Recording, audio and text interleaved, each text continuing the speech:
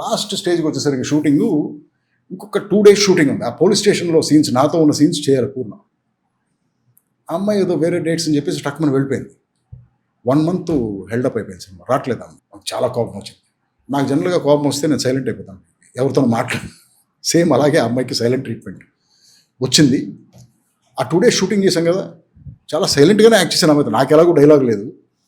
So ఆ police స్టేషన్లో నా క్యారెక్టర్ రివీలింగ్ అవన్నీ చాలా సైలెంట్గా, చాలా కోపంగా చేసాం. ఆ 3rd day ఎందుకు అడిగామంటే అమ్మాయిని డేట్ని ఈ షార్ట్ తీయటానికి.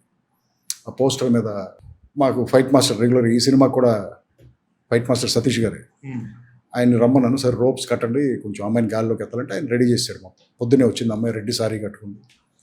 స్టిల్ ఫోటోగ్రాఫర్ ఒక ఆయన ఉన్నాడు, మనీషా ప్రసాద్ గారు, తెలుసు కదా, చాలా సీనియర్. నా సినిమాలన్నింటికి ఎక్కువ ఆయనే చేసేవాడు, బాగా క్లోజ్ మేము. సరే అని చెప్పేసి నేను ఏం మాట్లాడలేదు, మాస్టర్తోనే చెప్తున్నాను, మాస్టర్ గారు పైకి ఎత్తండి, కింద దింపండి, అమ్మాయిని ఇలా ఇవ్వమనండి, ఎక్స్ప్రెషన్ కోపంగా ఉంది. సరే అని చెప్పి ఇది 1 గంట సేపు ఆ అమ్మాయి రోప్స్ మీద ఉంది. రోప్స్ మీద పాపం అక్కడే ఉంది, రోప్స్ మీద ఎక్స్ప్రెషన్స్ ఇస్తుంది, వాళ్ళు అడ్జస్ట్ చేస్తున్నారు, వీడు స్టిల్స్ తీస్తున్నాడు, అన్నీ జరుగుతున్నాయి. గంట తర్వాత ఆ అమ్మాయి కొంచెం టైర్డ్ అయినట్టు ఉందనుకుని సరే కింద దింపండి అమ్మా అని దింపారు.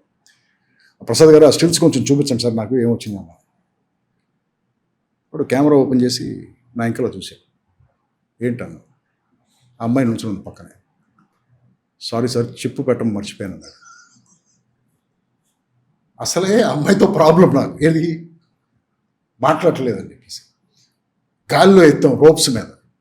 అప్పుడు రోప్స్ ఇంత హైటెక్ రోప్స్ కాదు, రోప్స్ ఎత్తి అమ్మాయిని బాగా ఇబ్బంది పెట్టాం. ఇప్పుడు దింపాం.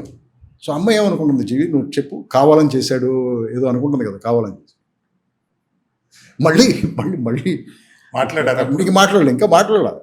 మాస్టర్ గారు సారీ చెప్పి మళ్ళీ ఒకసారి తీ అని చెప్తే సరే మళ్ళీ ఎక్కించి అప్పుడు స్టిల్ తీసేవాడు.